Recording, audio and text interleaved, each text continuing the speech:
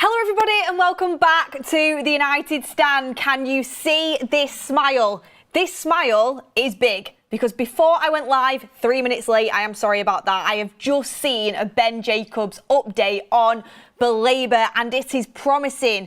We had a Simon Stone update basically saying that Brighton are not going to sell, and now we have a Ben Jacobs update saying that Ruben Amorim is pushing for Manchester United to go and show some ambition, go and get in this midfielder, go and get him Baleba. Super interesting, and it just gives me that feeling I am a believer, despite the fact that I am a believer. I'm a believer, I'm a believer, I'm a believer. And I truly do think Manchester United would not have entered this far into this deal. And when I say far, have the Ornsteins and the Romanos go at it with this information if they weren't willing to put the money on the table. We've got an update from Simon Stone. I think that's Brighton basically trying to get the fee up. And if Brighton weren't open to selling, it wouldn't have got this far. They would have shut it down straight away. I truly do think that Manchester United might pull off something spectacular. So I'll bring them updates in. We also have some news on Upamecano as well, been offered to Manchester United. Do you think Manchester United need a centre-back? I mean, I'd go for a goalkeeper before we go for a centre-back, to be honest with you. And also, we have some news surrounding Rasmus Højlund and his move to AC Milan. Really interesting stuff. So welcome everybody to the 2 p.m. show, the afternoon show.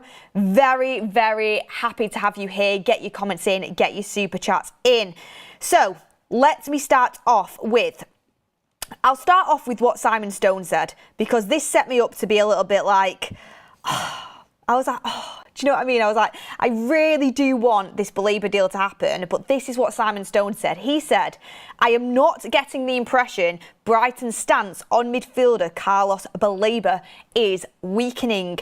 Brighton have been keen to stress they have no desire or interest in selling Baleba, whose contract runs until 2028. They are sticking to their mantra. Whether the player accepts that fact is another matter. And that's obviously coming from Simon Stone at the BBC Sport, who has got good connections and wouldn't say something unless he's been told it.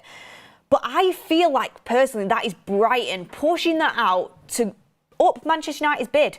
They have a player internally who wants to go to Manchester United. I mean, he's just started following Mbumo and some of the United players today, apparently. I mean, I don't look too much into the social media stuff, to be honest with you. But you've got a player who's currently on £12,500 a week, who wants to go and join Manchester United, is pushing to join Manchester United, and you are a selling club. There is a figure that will get that deal done. They would sell Baleba this summer if Manchester United hit the figure that they want, and if the player pushes that move. I do feel like there is room there to do it. I think they're just pushing out that message to ensure that they get the highest price possible for Carlos Baleba. And I understand why. He's a great player, a great young player. He holds a lot of value, and Brighton predominantly have been brilliant at selling players for high fees. They've also got an excellent scouting network. They're a very well-run club. I respect Brighton in a lot of ways. I think they run the club absolutely fantastically. But I want Carlos Baleba, and I would like him for cheaper than 100 million. Whether we can do that, that's another story. So with that, we've openly had talks with him. Brighton know about that. They know that he is for sale, and they know Manchester United have been interested in this player for a few weeks now. Couple of weeks maybe. This transfer window timings are always all over the place. Sometimes the deal will feel like it, goes on for months when it's only been a few weeks, and then sometimes the deal will be like that, like Benjamin Sesko. But actually, it's been a couple of weeks of negotiating, so timings can be off. But they know all about Manchester United's interest, and they know that we've had talks with him, and nothing's been prevented, nothing's been shut down. So I wouldn't get too carried away with the fact that the transfer will be blocked by Brighton. What we do have, which is really exciting, and we have Ben Jacobs on the show on Thursday, and I can't wait to ask him more about it, is we have Ben Jacobs then coming out via Give Me Sports, and Ben Jacobs is come out with this absolute cracker. He said, Ruben Amorim is telling owners and Jason Wilcox and Christopher Vivell to go and bid now for Carlos Baleba. Show a sign of ambition, get me a ball winner, find me an athlete in the middle of the park. Even though Brighton's position is not for sale, Manchester United are prepared to try. That's exciting. That is really exciting because, of course, Brighton are going to make it difficult. Of course, we know we're going to have to pay a big fee. But Ruben Amorim is there and he's saying, look, Christopher Vivell, Jason Wilcox, the owners of Manchester United, we are building a pretty good team here. You've done excellent work in getting me Brian Mbeumo, in going getting me Mateus Cunha, go and get me Benjamin Sesko, rebuilding my attack. But look at the pre-season games. Look at what we need. And if we want to be firing on all cylinders, if we really want to aim for that Champions League football, there's something very obvious that needs fixing.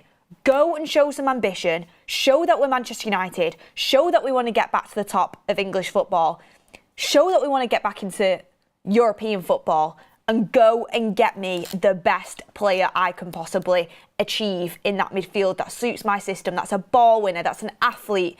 And I think that's also a clear sign that Ruben Amorim doesn't necessarily highly rate the other midfielders on offer for that position, which we kind of already knew. You know, Ugate's been benched a couple of times. Although Ben Jacobs has always said on the show that internally Manchester United really believe in Ugate and they think he's going to be an important player in the future, I think Ugate can be an important player for Manchester United. He's still young and I do think he's got great qualities. I don't think he's 100% reliable enough to be consistent.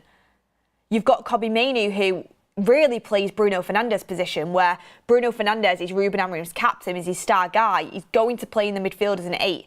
So Kobbie Mainoo is probably going to be battling for minutes from there, which is going to be tough. Also, he can play in the number 10. Can you play Bruno and Mainoo together? We've not seen it that much, but it's risky. It really is risky. Casemiro, we know if Ruben Amorim had the chance, he would have got rid of him. He didn't want to play him at first, when he first came in. Then Casemiro won him round with his professionalism and his work ethic, his leadership, which nobody can dispute. He has won Champions League, La Ligas, he's won it all. And he's one of the best CDMs that has been. I genuinely do believe that, and I will always respect Casemiro's career, but he's just not up to Ruben Amorim's system. The pressing, the athleticism that he needs, he's just not got it. The reason he's still at the club is because he wants to stay. He's got a year left on his deal, and nobody is coming and getting him from Manchester United for 350 grand a week. So Ruben Amorim's just got to take the fact that Casemiro's staying, and you're not going to disrespect a player of Casemiro's history and the way he conducts himself. It's a good example for the dressing room. It's a good example for the squad to have someone who's won Champions League, multiple Champions Leagues, won, top prizes, and has that professionalism and that leadership. So that's why Ruben Amorim's kind of kept Casemiro there. But he's not actually got a midfielder that he trusts to play with Bruno Fernandes. He's not got that ball winner who also has that athleticism that he wants. And he's pushing the ownership, he's pushing the board, he's pushing the recruitment team to go and show some ambition and go and get Carlos Baleba. And if you're the management in Manchester United, you've got to listen to the manager. You have to. I understand he's had a lot of money spent on him. I get that. But it is his first summer. Manchester United, they've got to spend big when they've invested into a manager. They believe in him and his system. They've got to. It's his first summer. Notoriously, managers in their first summer, they get backed. Ruben Amorim's been given a whole new front three, which I think is brilliant. But he's got to go and get a midfielder. And I think it's interesting that even in Harry Maguire's interview with Rio Ferdinand, he said that he thinks that United will go and get a couple more in. Bruno Fernandes spoke about it, another member of the leadership team. I think it was in his interview after the Everton game in pre-season, how he thinks the club is still going to go and get another couple signings, and he thinks that the squad need that. So the leadership team, the players themselves, Bruno, Maguire, who are in active conversations with Ruben Amorim and are part of the Six leadership team, are saying publicly they still need a couple more players. And we do. We know we need a goalkeeper, and we know we need a midfielder. I don't necessarily think we're going to get a goalkeeper, to be honest with you, after the Donnarumma news this morning on the Goldbridge 10 a.m. show.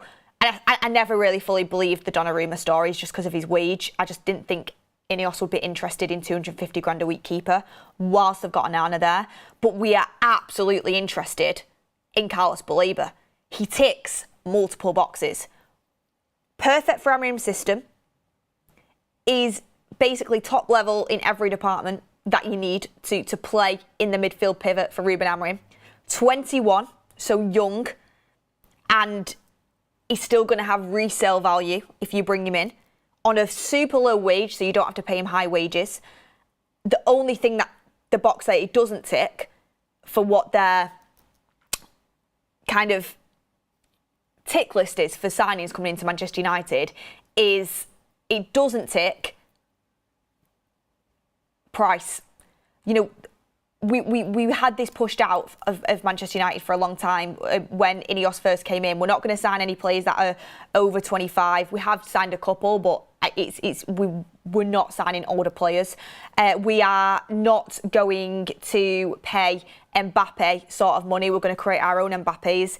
Okay, yeah, Carlos Baleba is going to be a lot of money. And that's the only thing that maybe isn't on that tick list that got sent out by Ineos. But he is going to have resale value. You aren't paying a huge wage for him, which fits into the wage structure. He is Premier League proven. And your manager is actively pushing for him. I think United will go and try and do this deal. I think they'll go and back Ruben Amorim. And I really, really, really hope that they do that.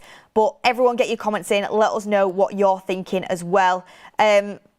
Robert McCormack says, I don't want Baleba doing an Isak though. Well, so far he's not done that, and Isak is a different level.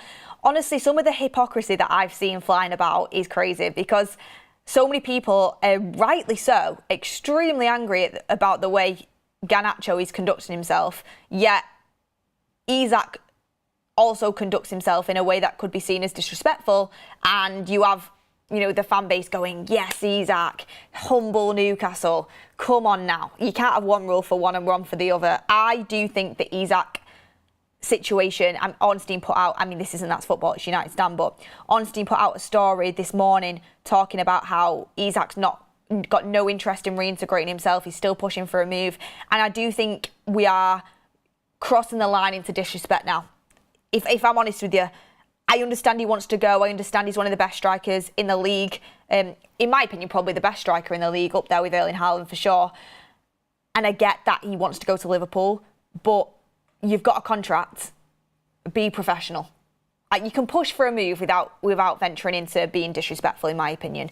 The fans have loved you and adored you, and I just, why should Newcastle sell you when you've got a contract for, I think he's got a contract for another 3 years, is it? But why should Newcastle sell you when you've got a contract and they've still not found a replacement for you? Just because you're saying so, just because he kicks up a fuss. Newcastle need to be in the best possible position to start the league, and I understand why they want to get a replacement in before they let him go, and I think he maybe could have done it in a more respectful manner. Of course, push for a transfer if you want one. Say you want to leave, say you want to go to Liverpool, but don't completely refuse to reintegrate yourself back in and train with the team. Andreas Goose says, Casemiro equals Manchester United's grandfather, need a midfielder and a goalkeeper. Donnarumma to City, Donnarumma bomb. Hold on. Surely not. Let me go and have a look.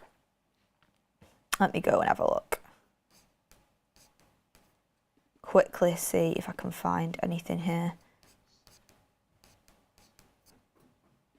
Okay, let me have a look. Apparently it's come from Fabrizio. Oh, Donnarumma to City. Oh, okay.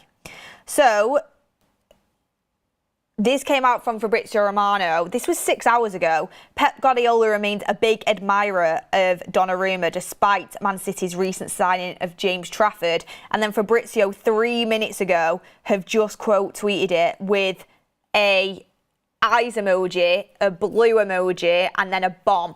And usually when he does that, it means a transfer bomb is incoming. So I would expect very, very quickly an update from Fabrizio saying Man City have entered the race to sign Donnarumma from PSG, and it looks like they could get a deal done. That would be huge.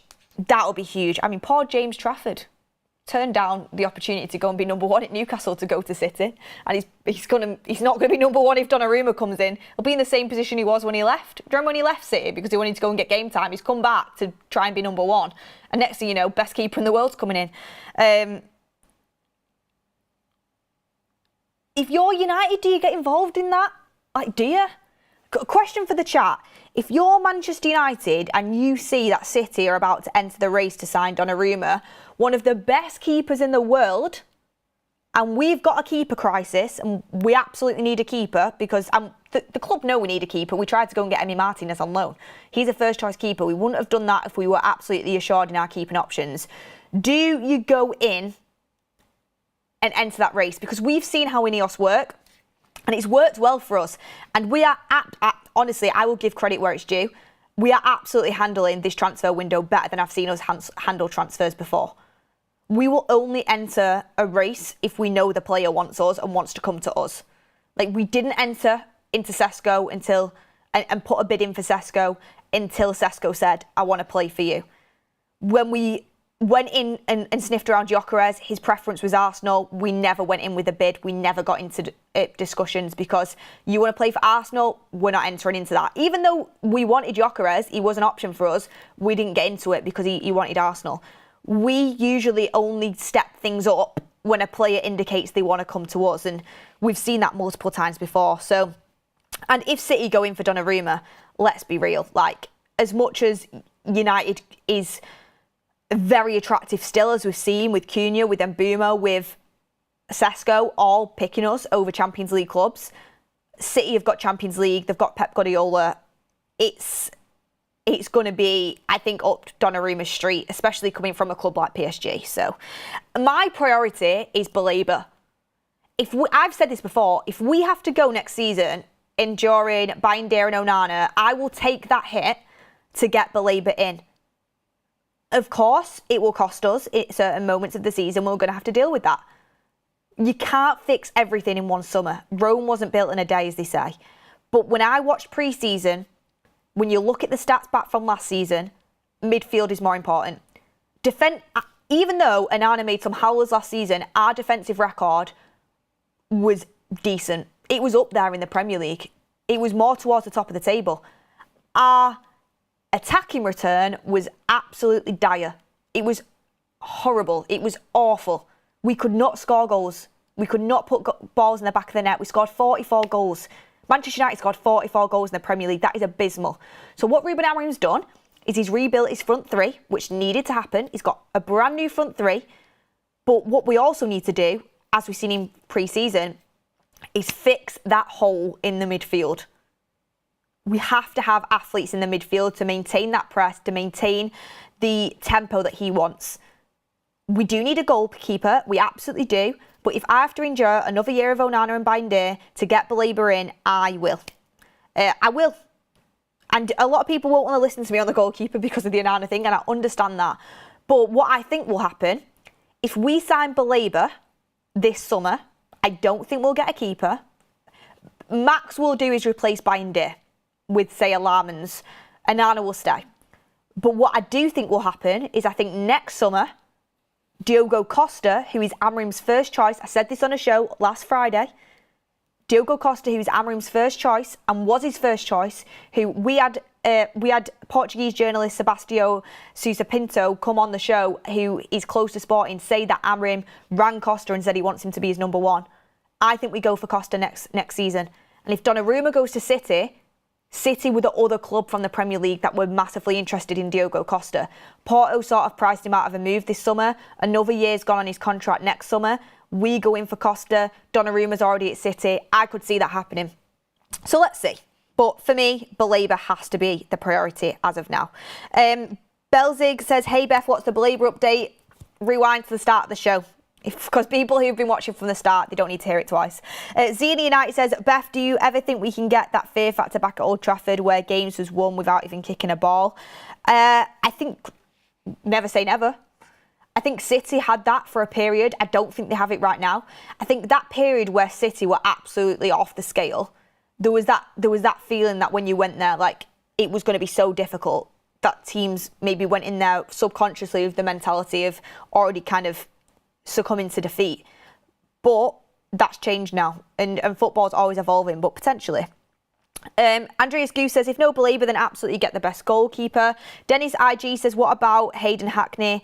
Should we get him? I mean, people talk about that a lot, Hayden Hackney, but I've not heard anything substantial on it. Scooby says, thoughts on Garnacho wanting Chelsea out top? I mean, he wants Chelsea for the status. I don't think it's the best move for his career. That's my own personal opinion. He wants to go and play for Chelsea because you go in playing for a Champions League club and you go in playing for Chelsea. Like, I was watching Gittins the other day, even Estavio, and then you have Neto on the other side. Like, if he gets game time and he starts regularly there, then fair enough. But I don't think it's the best move for his career and his development, but it's up to him. He wants Chelsea, he wants Chelsea. I think there's a way of going about things, and I didn't like the comment, it's Chelsea or nothing, I'll stay and play here for 12 months with no football. Go and do that then. Go and do that then and miss the World Cup. If Chelsea don't give us at least 40 million, I would genuinely say, all right then, and keep him there. Like, a player cannot demand to us what we accept and don't accept. Like, it would just set the complete wrong example, and it shows future players, if they ever have a fallout or if anything happens or they ever want to leave, that they can just sit there till the end of summer and say, right, I'm not going to play then unless you sell me for this price. No. We decide, the club decides, no player is bigger than the club and plays us like that. OO says, Queen Beth, we want to see you in the third kit soon. Hopefully. I saw the crop version of it earlier. That looks so nice. I've told Goldbridge he's got to get in it if we sign Baleba. But thank you everyone for getting your super chats in there. People saying Costa's going to cost... Frank J says Costa's going to cost at least 90 million. No, it won't. I spoke to Sebastião Sousa Pinto and they want around 35 million pounds for him at the moment, 40 million euros, which is a bit out of our budget right now, but next year is something we could potentially do. You know, and also there's people saying if we don't get a midfielder. In my opinion, that is the biggest mistake. We have to get a midfielder this summer. There is no if or buts about it. Whether it's Baleba, whether it's someone else, I want it to Baleba. I said on the show yesterday, if you don't buy right, you buy twice. But we have to get a midfielder. We have to. And Baleba would just be absolutely out of this world. We've got a little bit more to bring in. Sorry, that took up so much of the show, but we had a little bit of news coming through on Donnarumma on here. We have Upamecano to get into. So, Deo Upamecano's agent, Musa Sissoko, has offered his client 2 Premier League clubs, including Manchester United. What are your thoughts on this? Would you take Upamecano? For me, I think Upamecano was a really exciting up-and-coming centre-back. However, right now, like, centre-back is not at the top of my list. You'll see, we've got a cracking show coming out. I'm hoping it's coming out on Wednesday. If not, it'll definitely... I know, I've just actually had a look at a WhatsApp that Goldbridge just sent me. It's coming out on Wednesday. And it's me, Ricky and Maud's previewing the season. And guys, you are in for a treat. It was a Ricky cracker. Him and Maud were going at it. I was stuck in the middle. There's some wild predictions in there. And of course, you've not heard from Ricky for a long time. He thinks the most important position for Manchester United to sign right now is a centre-back. He thinks that. He doesn't think anyone is a top-class centre-back at United apart from Luke Shaw. That's what Ricky thinks. Giving away a little bit, there's way more where that's come from, and you'll have to tune in for the show on Wednesday. But I have a different opinion. I think, I mean, I'm not saying our centre-backs are world-class because, you know, we are yet to have someone in the elite calibre of like a Saliba, Gabriel, Van Dijk. I'm hoping, you know, some of the players can step up into that role. We have Lenny Yoro, who isn't at that level yet, but he's really exciting and could reach it. We have De Ligt, who I also think can step up this season. I think Maguire's been decent recently. Of course, he's not absolute world-class level, but we've got a lot of good centre-back options, in my opinion. We've got Mazraoui, who's great at right-sided centre-back. Luke Shaw, who I think when he's fit is really good player. I know a lot of people don't agree. We've got Lisandro Martinez, who's now back on grass and is, you know, yet to come back and won't be back at the start of the season, but will be back at some point very, very soon in the near future. So, yeah, Lisandro Martinez apparently, according to Sully, trained on grass individually and he's making positive progress. So we've Aiden Heaven, who's up and coming. Okay, yeah, they're not of the level of Saliba, Gabriel, Van Dijk, but I do think we've got enough there to cover. And speaking of which, Upamecano isn't at that level either, so it doesn't even matter. He can be offered to us all he wants, but I swear we tried to go for him and he turned us down for Bayern Munich in the past. I might be wrong on that one. So I don't want him. I think there was a really exciting player there. He still, you know, is a good player. But it's not a priority for us right now. It's not a priority for us right now, and I'd much rather spend that money on a midfielder and a goalkeeper. And I think that is just a little bit of agent work. The player probably needs to move away from Bayern Munich, or he wants a new contract. We know what happens there. But I would err towards the side of wants to move away from Bayern Munich, or Bayern Munich might be pushing him out, or something along them lines. And they're going round, oh, fancies a move in the Premier League. Let's go and offer to teams who we think might bite on this. United have showed interest before. I don't think we're going to take the offer up on that. Like, Chelsea came to the table to discuss Garnacho negotiations and started putting Gabby Veiga on the table, started putting Nkunku on the table, started putting other players they didn't want on the table. I won't be surprised if they put Sterling on the table. You can do one, thank you very much. Just because you want us to take them players doesn't mean we want them. We'll do things on our terms. So with Upamecano, good player, I think. I know a lot of people calling him in the chat and saying that they don't really fancy him, but good player, but for me, not something that Manchester United needs right now. And I'm going to be completely honest with you. If I was going to go for a centre-back, I'd want someone better than Upamecano. As much as I think he's good, I don't think he's world-class, and I don't think he's ever going to be world-class right now. Andrea Skew says Briggy's priority is a goalkeeper, 10 out of 10. The midfield is a 9 out of 10. Disagree. I think the midfield is. I think the midfield is a bigger priority. I think games are won and lost in the midfield. Yes, we need a keeper who can keep shots out, but we need both. But midfield edges it for me. Awo says, want to bet with me? We're signing Baleba plus a first choice keeper. What do we want there? If we do that, what do you want me to do? And nothing rude in the comments, please. If we sign Baleba and a first choice keeper, what should I do to celebrate that? Dennis G says, all hail King Ricky, bring MVP McSauce back. By the way, how good would McTominay be in this pivot system? Athletic, strong, ball carrier. I think he'd be great in an Amorim system. We have Mojo says, we have the worst keeper amongst the teams who will challenge for Europe, and yet we let an opportunity pass to sign Donnarumma. When will we ever get an opportunity to sign someone like that for 26 million? Diogo Costa will be in excess of 50 million. He's not going to be in excess of 50 million, Diogo Costa. He won't be cheap, but he won't be in excess of 50 million. I know what you're saying, but the wages are high with Donnarumma. It's 250 grand a week. That adds up. And also, character is a big part of things. I take Donnarumma, but I'm just coming at it from an Ineos point of view. Character is huge for Ruben Amorim, and if you said to me, Donnarumma or Baleba this summer, I would say Baleba. And Ruben Amorim might be there saying the same. He might be there saying the same. And Zena says, sent a United Stand membership, so thank you very much for that one. Oh gosh, have we already had some red hair? People saying dye my hair red. You know what? Could get some spray paint in it. I'd be down for that. I'd be down for a bit of spray paint. Woozy says, in hindsight, maybe we should have gone for Pickford or Raya instead of Onana. I hope all you Onana hipsters are happy. We're now likely stuck with him. I did say Raya initially, but let's not go down that rabbit hole once again. Anyway, last little bit of the show that I wanted to bring in is this, which I thought was very interesting. And this is AC Milan's former manager, Sashi, on Rasmus Højlund. He said this, and this came from Christian Volk, which is AC Milan's former manager, and he said, first of all, we're not talking about Van Basten, nor one of the best centre-forwards in Europe right now. He's a decent player, nothing more. I don't understand his decision. If AC Milan calls you, you should pack your bags and get on the first plane.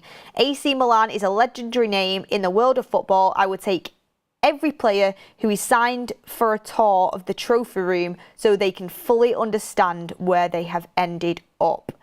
AC Milan has obviously got brilliant history. It's a very well-respected club in Europe. However, AC Milan or Man United, where would you rather be? Personally, United has a bigger history, is a bigger club, and I would rather be there. Højlund's a boyhood Man United fan. You've got to understand that. However, I do kind of understand the fact that Rasmus Højlund is not going to get minutes at United. AC Milan are offering him a chance to come and play for them. I think Højlund, should be very like happy that, you know, a club like AC Milan are in for him. I think it's a great move for him. They get in the Champions League regularly. It's a very prestigious club in Italy. I know they're not doing the best at the moment. I know they've been up and down, but I kind of agree that Højlund maybe should be looking at that opportunity with a little bit more, you know, kind of appetite. I think he should be a little bit more serious about that being a genuine move for him, because if he's not going to get the minutes at United, I don't get me wrong, I understand why you'd want to stay at United. It's a once in a lifetime opportunity. You feel like you've been dealt a bad hand. You feel like you can do better now. You've got Mbeumo and Cunha behind you. You've learnt the Premier League. You've got a manager who's got a series project, who has got the team playing better. I get that. But if you're not going to have minutes and the decision's been made, I think AC Milan is a club that you can seriously build a career at.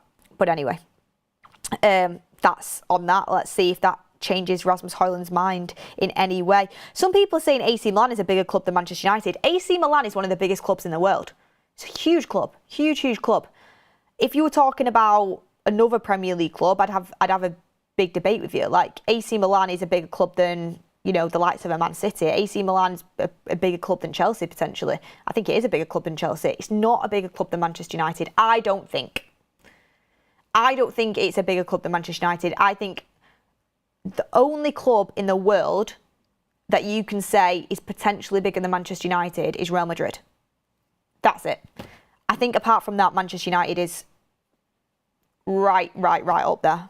In terms of size, I'm not saying of like doing well, obviously. And AC Milan isn't one of the best clubs in terms of the way that they play on the pitch right now. They have been in the past, but their size is still huge. Jaden Willow says, and Barcelona. Barcelona's massive. I still think United are bigger. The Duke says, Ricky, yes, been waiting for someone to say it. One more solid defender to integrate for Maguire, and definitely Baleba, probably two Balebas. Thank you for that super chat. He's going to be buzzing. He has someone that agrees with him.